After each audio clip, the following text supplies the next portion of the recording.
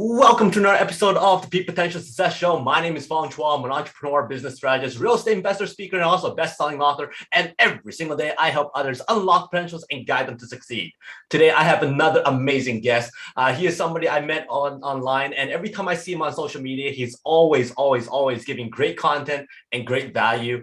And he has some great leadership summits and some great events. And I was so honored to be asked to be one of those speakers at one of his leadership summits. So it's absolutely amazing. And I'm so happy to have him here today.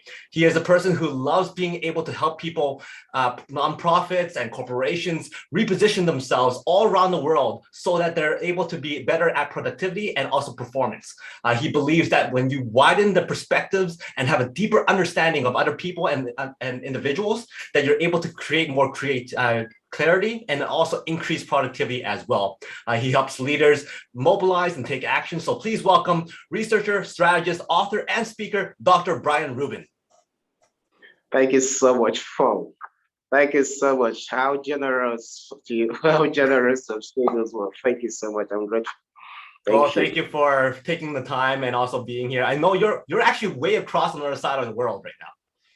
Yes, actually. Where exactly are you? You're not in Nigeria, are you? No.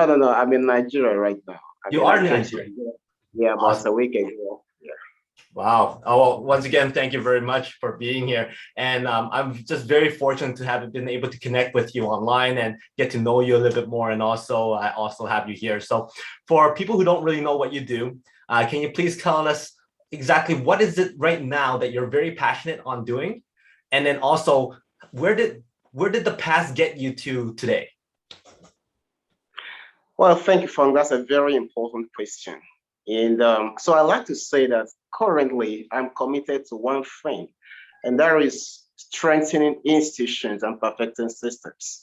See, when we strengthen institutions through enhancing how the leaders think and how they respond and relate with issues in the world, we are able to raise a generation of leaders that are more productive.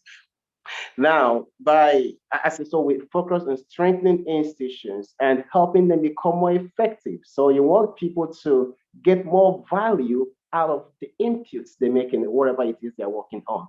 So those are the major things I work on right now. I focus on strengthening institutions and perfecting systems. So you want to bring clarity to how you do what you do. You want to make sure that you are functioning with the right values and that your vision is deep and your perspective is wide.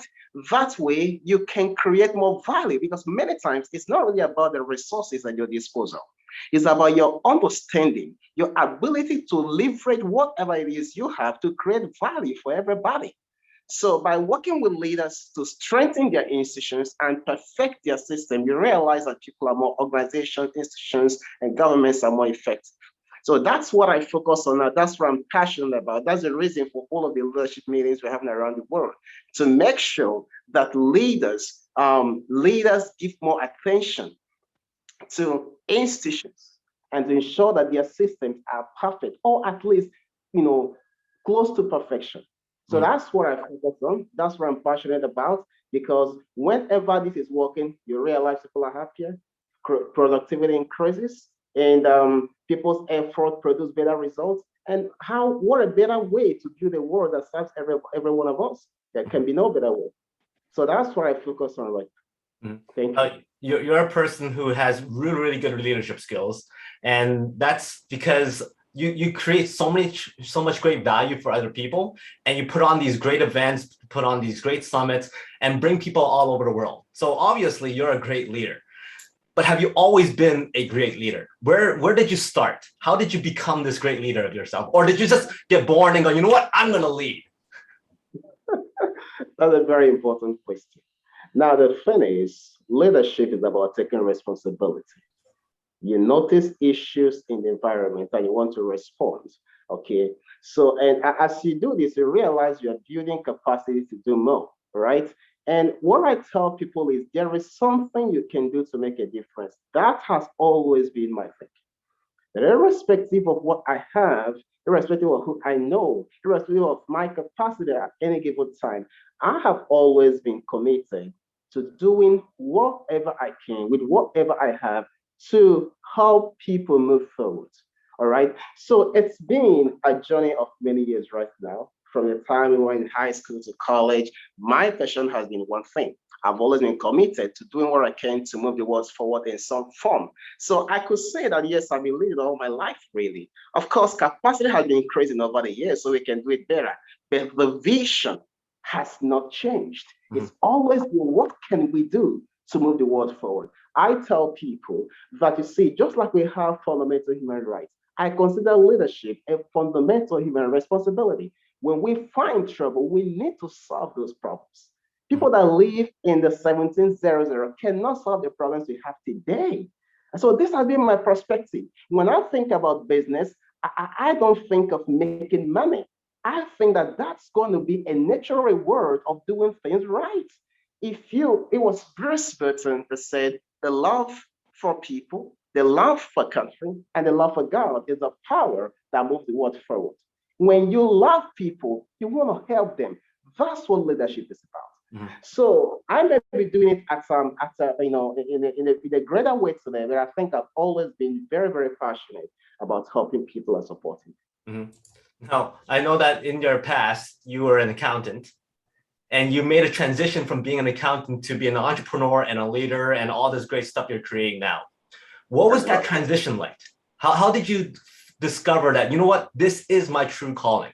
I'm going to put accounting in the back end here, and I'm not going to do that anymore. I'm going to do what I'm meant to do, and that is this. How did you decide that? Well, the thing is, it's always about the mission calls, right? So mission calls, and you see problems, and then you look at those problems as the opportunity to make a difference. So I was trained originally as an accountant, and I use accounting as a tool to lead, really, because like I said, my concept of leadership is solving problems. Mm-hmm. So whether I'm helping you get your financial statement right or whatever, I consider that leadership. So long as you are looking at it that way, you realize that you've always been doing this. But you see, as you do that, as I did that, the opportunity to do more showed itself. Mm-hmm. And of course, interest and passion. You realize that deep within you, you can do more than just doing accounting. Mm-hmm. You realize that when you talk to people, they become a little clearer about their mission and vision in life. You realize that they are strengthened and they want to do more. So, and the more you do this, you realize you are more passionate. It gives you joy. It brings this kind of deep satisfaction that many other things in the world cannot even give you. Mm-hmm. So, as that happened, I found myself actually, I will tell you, it was like having something superimpose itself on me. I think that's what it was like, really, because I'm not sure that I plan to be doing stuff the way I'm doing it now. Yes, I've always wanted to help people, always wanted to lead, but not to commit my life to engaging with leaders to help them strengthen what they do and do it better. That wasn't what I was focused on. So, but I found that this thing superimposed itself on me, and the opportunities to do that always showed up. And even though there are certain times when some of those things proved a little difficult, you realize that you couldn't lose the passion, that you still went for it. So, well, this is what it's always been, my friend. It's always been a force driving you to go in a certain direction. I can honestly say I could feel that passion when you're talking about it. And I'm just trying to imagine you being this passionate about accounting and numbers. It's kind of a little bit different, but that would have been a sight to see you talk about accounting with this type of passion. Now, I know there's a lot of people out there who are very passionate about something. They really want to do that. They really want to jump out there and do something different, but they're stuck in their jobs. They're stuck in their original mindset. And once they tell people, you know what, this is what I truly need to do, other people around them who are trying to be helpful are telling them, nope, that's too risky. Don't jump out there. Don't do that. It's not going to work. Stick with what you know. Now, I'm sure that you've gone through that period of time too, where other people are telling you, hey, why don't you just stick with this because you're good at it? Don't jump out there and be an entrepreneur. Don't jump out there and be a business person. So what was that thing that you took that allowed you to go, you know what, I'm not going to listen to these people. I'm going to follow my thing. I know you talked about passion, but it's really difficult to shield out the naysayers. So how do you shield those people out? Yeah, it is that way. It kind of, I mean, I'm coming from a background where nobody believed me, really. Everybody wanted me to just go to school, graduate from college and get a job and just live your life. But so I remember when I was in college and I wanted to take up some leadership role, really. And I remember being described by one of my other sisters then. And she told me, you better go and read your books. This is not going to work. Okay. And then I went ahead and pursued my dream and I won. And she said, well, I knew you were going to win, but I didn't want to say it so that when you fail, you don't come back and blame me. So I learned, I shared in the words of Abraham Lincoln when he said, I'll do the best I can, the very best I know how. And I mean to keep doing this till the end. If the end brings me out all right, what was said about me will amount to nothing. But if it brings me out around 10 angels swearing that I was right, would not make a difference. I chose to be the chess player rather than the chess piece. I chose to shut my ears and believe in myself. It made the journey kind of difficult for me. But I said the passion, the clarity of the vision was stronger than all of that. Because you find out you can't even talk to anybody to get help. Because after all, nobody wants to support you. Everybody thinks you are crazy because they don't understand that there is this drive within you that you're not even able to control. So what I did was very simple. I knew that the only way you can prove that you know what you're doing is through your results.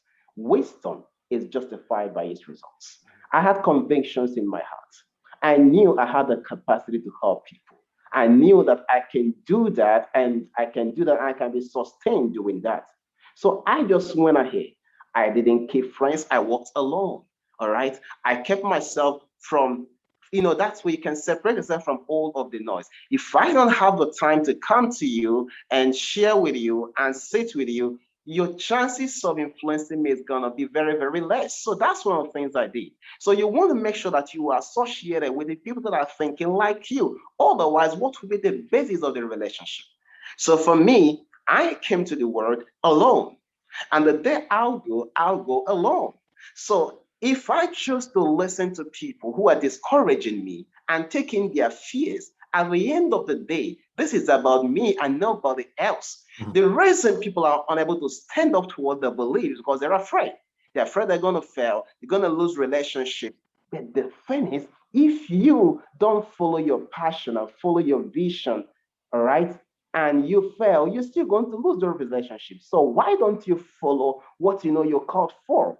There is a calling on each and every human being, really. And you want to discover what it is. You want to make sure that deep passion within you, that you give life to it, that you go on that mission that your heart is singing, that thing that if you start doing it, you won't mind dancing on the street. Why don't you go for it? That's my thinking.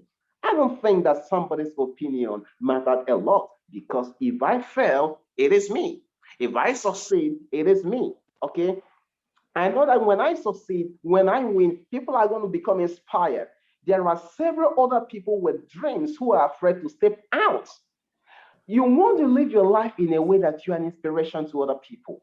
When they watch you, look at you, go through a path they thought nobody could go through, maybe in your family, and they see you start making progress, they become inspired that they can do it too. Isn't that how the world moves forward? So that's what I chose, to listen to me, to believe in myself, to believe in the vision. And you can know if you are right. History is a great teacher. You want to look at people, you want to look at what has happened through history. There are certain people who has walked through certain paths and you saw their result. They had difficulties, they had challenges, but at the end of the day, they won. So that alone is enough to strengthen anybody, to know that there are people who've done what you're trying to do, and if they won, you can also win. These are the thoughts that help me keep me even up to now. Okay? And that's how I look at this. Wow, very, very powerful stuff. Everybody remember those words because it's absolutely powerful and something we can all apply to ourselves. I think also the saying is, if it's meant to be, it's up to me. So if you don't put yourself forward, you won't be able to achieve anything. So fast forward to now, you work with so many companies all over the world. You work with so many individuals and so many leaders in the world, and you help them with their productivity. You help them with their performance. What would you say from your experience are some of the top reasons why leaders, corporations, or companies are not meeting those performances or not meeting those productivities? All right, the very first thing I want to talk about is what I call not it's a lack of connection or not being in not possessing what you call the spirit of the mission. There's something I call the spirit of the mission. You see, when you start a company, or whether it is for profit or for non-profit, whatever it is, this is supposed to be a mission to change people's lives. Of course, if you're going to have to keep solving this problem and continue doing it, you need to find some way to sustain your operations. That's why you want to charge people money for those values that you create. So you create value and you want to capture some of it, either through pricing or through donations or through sponsorship, whatever it is, it's actually one and the same, just different models. The trouble we have is when people lose the spirit of the mission. Because you see, the spirit of the mission is that reasoning, that fundamental thought that is driving this thing that you are doing. Why have you decided to go into real estate? Because you think that's a very profitable business, or because you are passionate about helping people find shelter, because you're looking for ways to make it easier for people. Is that the reason? Or because your friend is doing so well at it and you thought you have the same ability too? Mm-hmm. Now, when you go on a mission and you don't understand why you're doing, or you lack clarity about the spirit of that mission, you're going to have a real problem. Because you see, the spirit of the mission is the power behind innovation. That's the reason why you look at something, every other person looks at that thing and you see something totally different. Now, Fong, think about it. Steve Jobs returned to Apple. Apple was almost signing for bankruptcy. Every analyst report indicated that the game was over. As a matter of fact, Michael Bell in an interview was asked what he was going to do if he were to be Steve Jobs. He said, I will shut the whole thing down and hand the money back to the shareholders. But not for Steve Jobs. Steve Jobs believed Apple could not only survive, but thrive. Just wait a minute. A couple of days ago, Apple crossed the $3 trillion mark. That's a company that almost signed for bankruptcy. Apple touches the lives of several millions of people around the world in extraordinary way every day. Chances are someone is watching this right now on an iPhone or a Mac. Think about it. That's because a man could not recognize the difficulties. He saw something deeper and bigger than that. But why was he able to do that? What happened? First, he was able to recognize the idle capacity and the opportunity in the industry that nobody saw. And got Bill Gates and his Microsoft gave him $150 million that enabled them to survive. But that was not enough. He said he was waiting for the next big thing.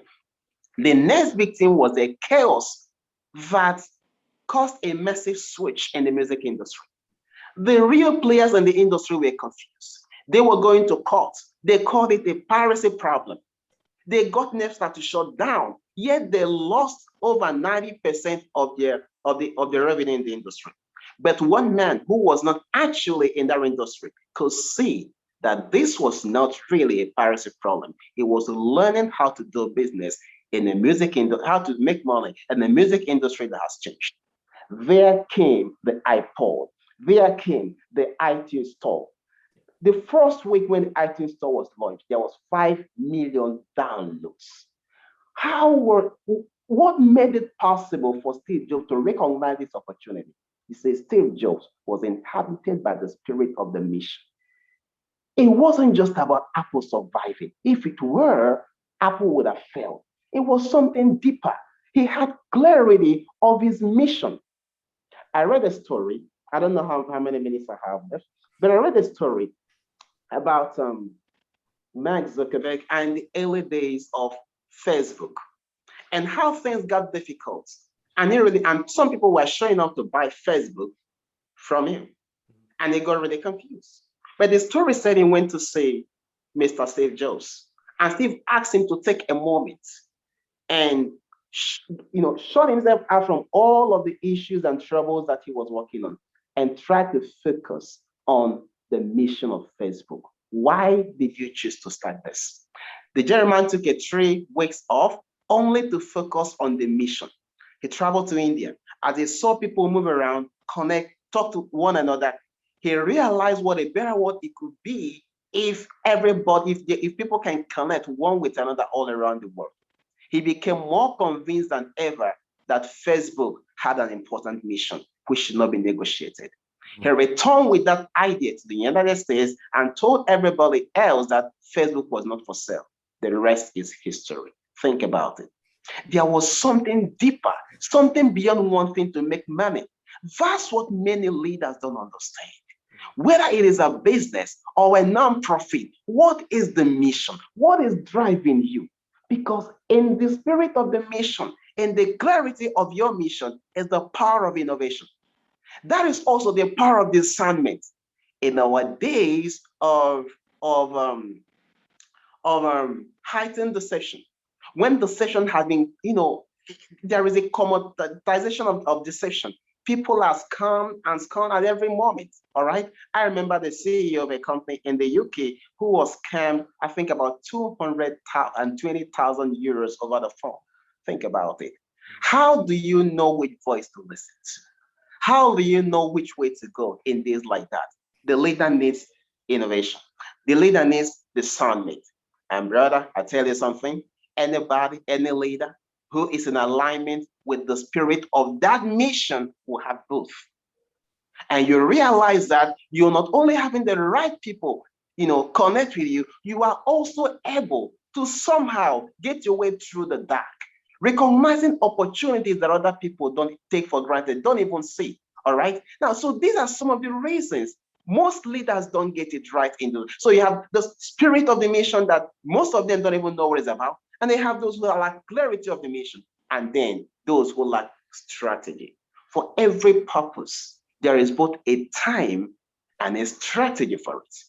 You see? So as the time changes, so must the approach change. And many don't get it right. They get themselves locked up in whatever approach they have known until things go very bad. And how sad we see giants fall. How sad we see great leaders make terrible decisions and jobs are destroyed and families are plunged into suffering because they lose sight of something very important. The mission. The mission is more important than the benefits, the dividends that follow it for you. Something else that is very important. I tell people, you don't start a business because of your own needs. You don't start a movement because you need something. Whatever it is you need for money, you need for significance, you need for whatever it is. You start all of those things in response to the needs of the society, the needs of the people. If you do that, definitely your own needs will be taken care of somehow. So you'll find people who get into stuff because you want to make money. So you started, that's your need. Don't start a business because of your need, because you want money. Don't start a civil society group because you want significance. Don't do that. Respond to the problems, and there are several of them that we have in the world. What can you do to make a difference in people's life? Can you make your product better? Can you make it cheaper? Think about IKEA. IKEA, the Swedish furniture company. How did that start? These guys thought there's a segment of people that really want nice, good furniture, but they can't afford it. How can we help them? They thought, if we can find the model to enable us to make this furniture and bring the cost down, we can serve this market. The rest is history. IKEA is a successful company, but it started with a simple mission to help a certain segment of the population get value that nobody cared about offering. Now, these are just some of those things that you want to, people want to take very seriously. First of all, for every purpose, For every purpose, there is both a time and there is outreach. And then I talked about the spirit of the mission. And I talked about, of course, clarity of vision. And if you get these things right, chances are you're going to do very well, actually. That is gold. Absolutely amazing tips and also great pointers there, because having that alignment with your vision and your mission is absolutely integral in your success and also your company's success. And also you talked about relationships and building those relationships and connecting. You're somebody I can tell is somebody very, very strong in relationship building and also sustaining good relationships as well, based on the stuff I see on social media and all the leaders that you bring together. And you're bringing people from all over the world. So what is that key aspect that you have that others don't, that allows you to be really able to connect with so many different people and with so many different people aligned with what you want to do? You see, you want to come from the perspective of sincerity and honesty. You see, there are several people around the world who care about the same things that you do, all right? And at some deeper level, we are all connected. That's true. And people can see beyond all of the clouds, the darkness, whatever those clouds and darkness represent. It could represent racism. It could represent whatever, okay? The spirit deep within the hearts of people, they know who to connect with. They could have their doubts. But when they come in contact with somebody who is committed to the right cause, you find out that there is this kind of connection. Fong, the deepest passion of my heart is not to become a multi-millionaire, which is very wonderful. Okay. The deepest passion of my heart is to help move the world forward in some ways. Mm-hmm. One of the things that I do is when I see somebody who is doing that, first of all, I'm excited. First of all, I love that person from a distance. And what usually happens is that somehow, for some reasons, I get connected to people, sometimes in strange ways. I see myself connected to heads of states, CEOs of top corporations in very dramatic ways. Sometimes I don't go out looking for them, but somehow those things just take care of themselves.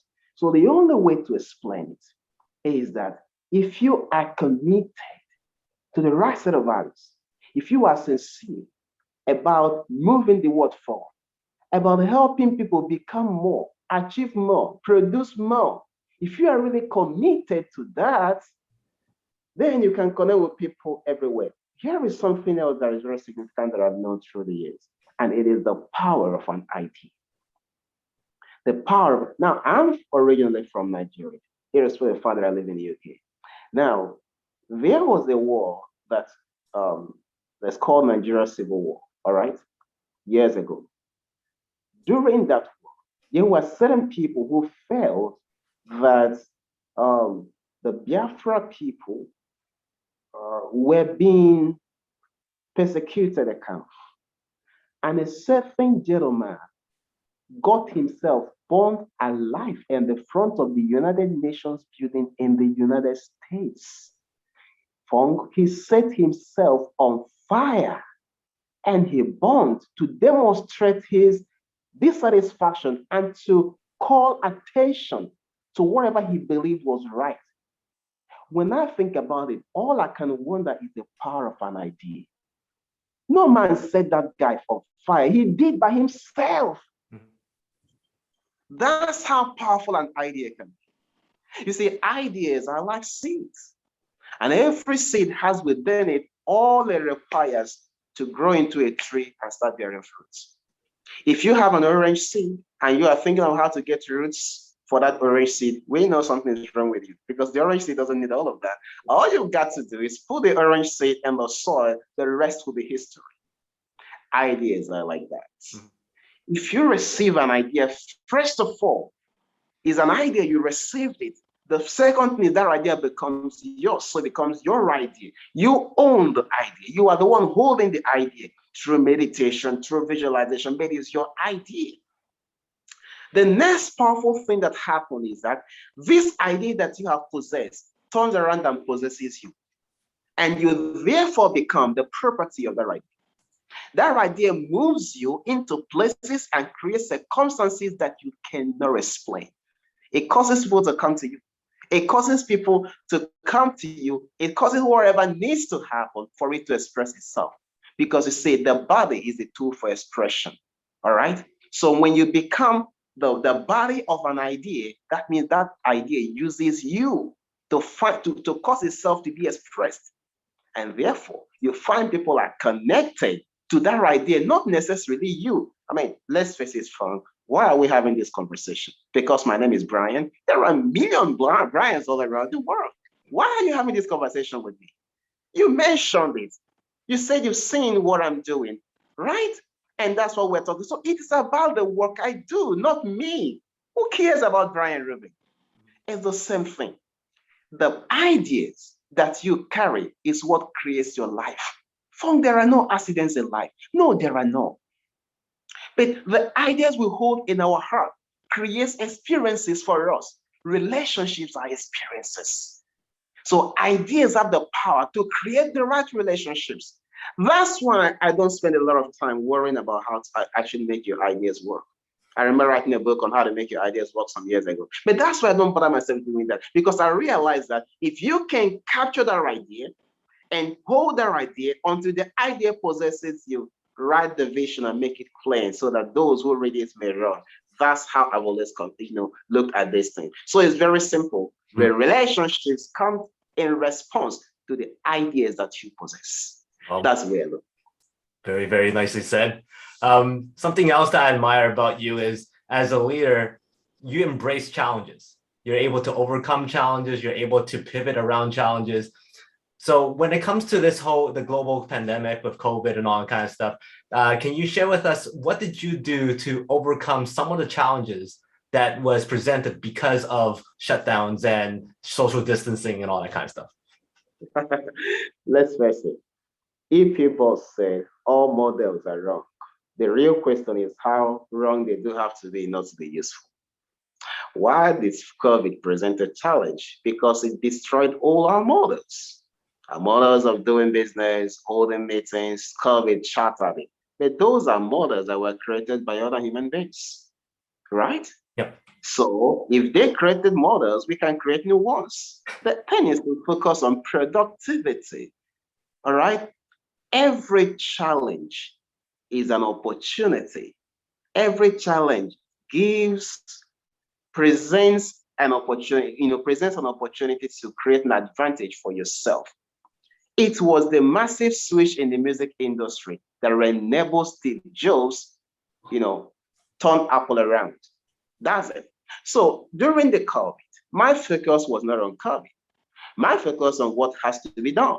And I can tell you that, if someone said COVID is a blessing, that could sound very negative. How can you say that millions of people have died and you call that a blessing? But here is what I mean. I realize that there are quite a number of things I've been able to accomplish, including setting up new companies, because COVID struck and people had to sit back in their houses. And then for the first time, we were challenged to think of how we can keep moving forward, right? I always also believe the words of Nathaniel Rothschild, the famed British banker and financier, who said that the greatest fortunes are made when the cannonballs fall at the harp, not when the violin is playing the ball. Mm-hmm.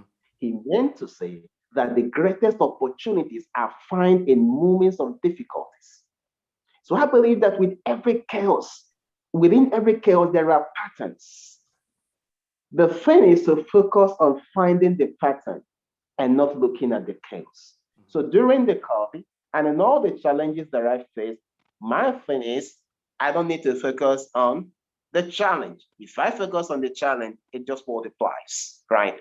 So what I want to do rather is to focus on new ways of moving forward.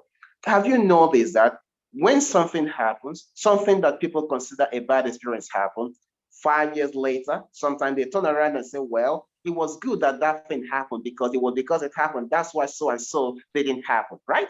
Mm-hmm. That meant that at the time that challenge, that difficulty happened, that very opportunity, that very advantage was also there. But the people were focused on the trouble. Why was it a trouble? Because the way they have planned their lives to go has been, it's been affected. And now they're thrown out of balance. Calm down when challenges show up. Whether it is COVID or whatever it is, calm down. Life is always going to move forward. The world, in all its trouble, has always moved forward.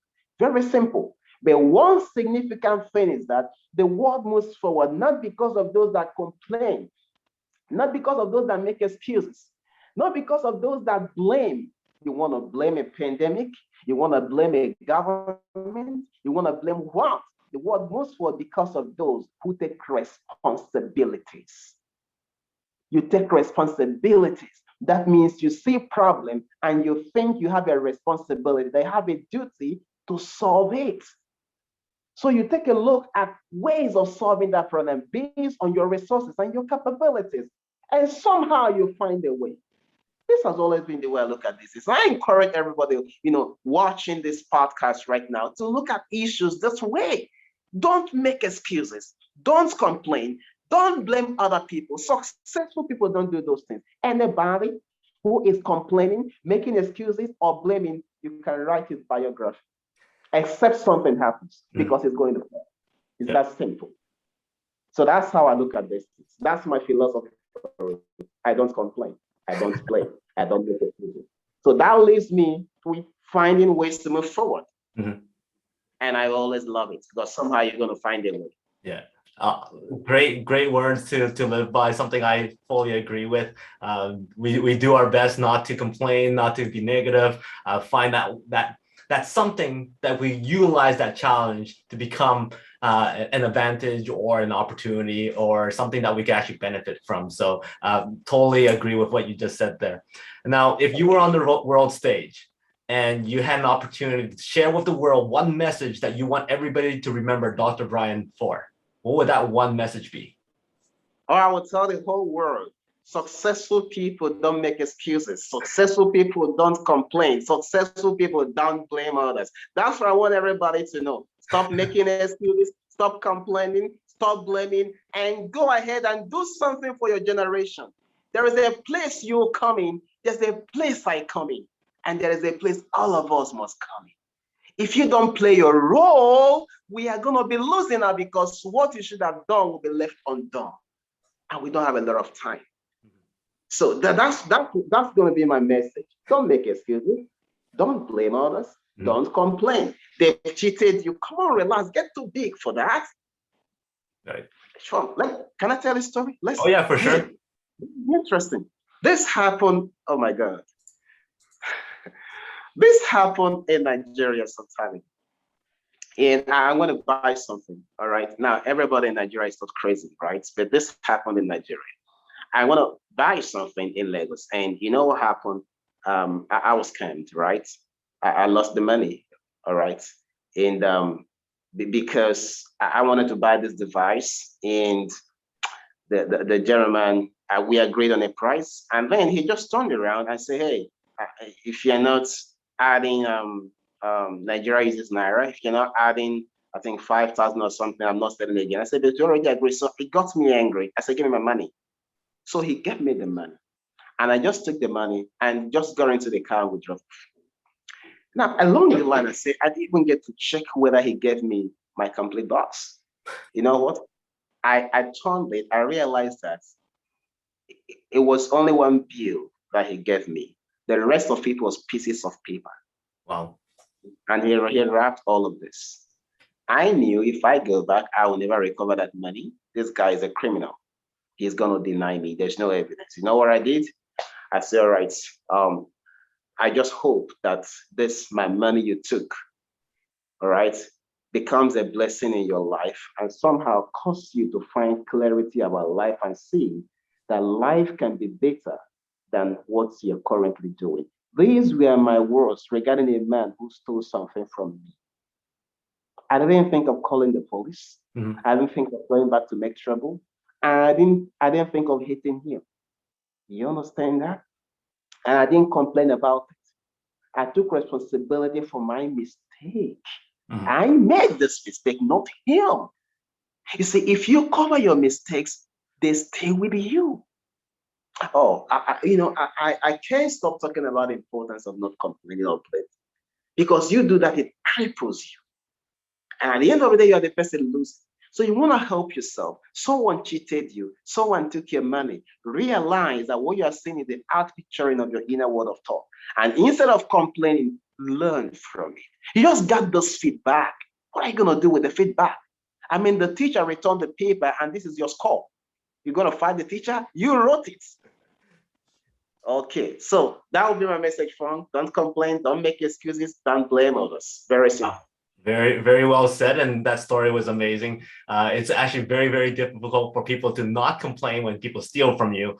But when you put it into the perspective of, wait a minute, that's the exam score you just got, then you're not happy with it. What are you going to do, right? So that's a new perspective I've never thought about. So thank you very much for that. I could actually talk to you for a long, long time. Your energy is very, very infectious. And your passion is absolutely incredible. But I know it's actually very late at where you are right now. And also you have a lot of stuff that you need to take care of. But before I let you go, I got 5 quick questions for you. Give me the first thing that comes to mind just for fun. All right. You're stranded on a desert island and you can only eat one more food for the rest of your life forever. No consequence. What's that food? Well, I'll eat apple. Pardon? I'll eat apple.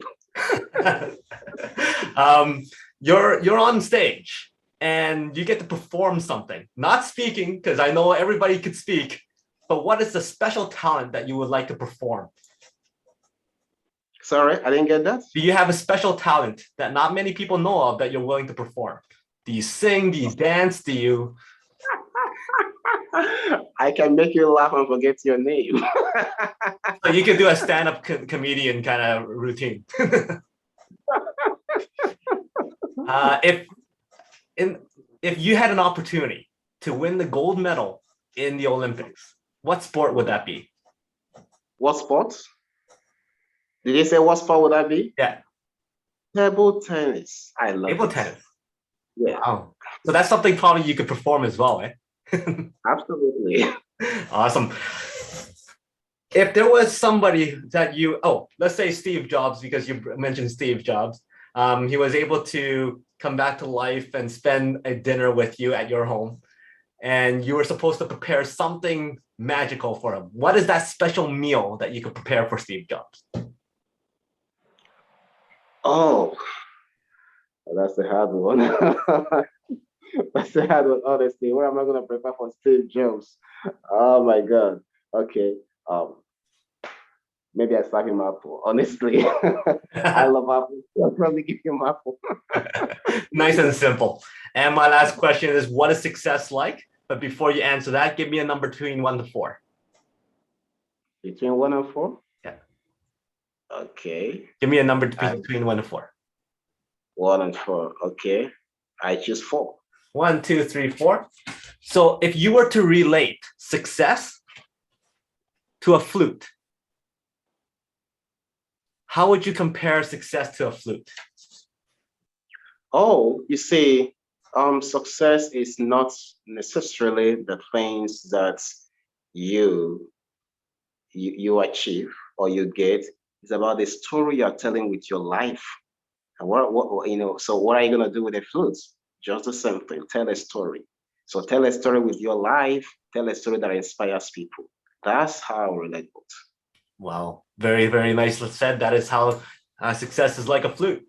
Now, for people who would like to get in touch with you, get to know more about what you do, ask you questions, or even pick up some of your publications and whatnot, what's the best way to get in touch with you? Okay, it's very simple. You can start by going to our website, reuben.com, as in BRIAN, Reuben, REUBN.com. If you go there, you're going to find a lot of information about me. Or if you want to connect with me on Facebook, I'm on Facebook, facebook.com/Dr. Brian Reuben. From there, you can get to know a lot more other things we do. Awesome. Yeah. And I highly encourage people to find you on Facebook and all that stuff because you have a lot of great content and you do a lot of different events as well. Much beneficial for people to actually read and go through all that kind of stuff. Do you have any final words that you would like to share? Oh, my final words is this. It is the people alive in this generation that can solve the problems in this generation. And I believe that we have the power, the ability, the strength, and the resilience within us to move the world forward.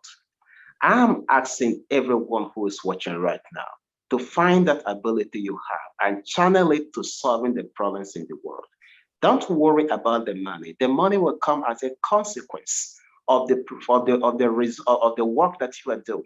If you focus on helping people live a better life all over the world, my hope is that somehow every one of us can play a role in extending freedom to more and more people, whether it is through a product or through a service or through whatever it is that you can do.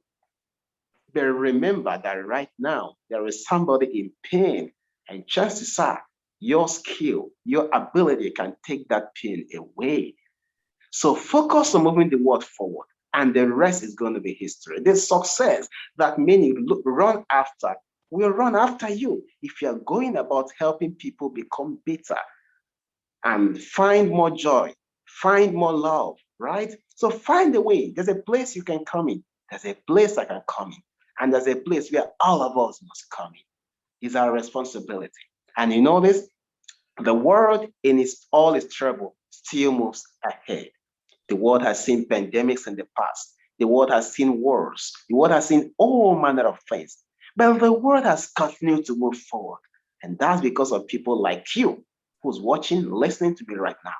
People who made the choice to not be a part of those complaining, but a part of those solving the problems. And today, in our generation, there is a call, a demand of destiny on you. There's a call of destiny on you to do something for your generation.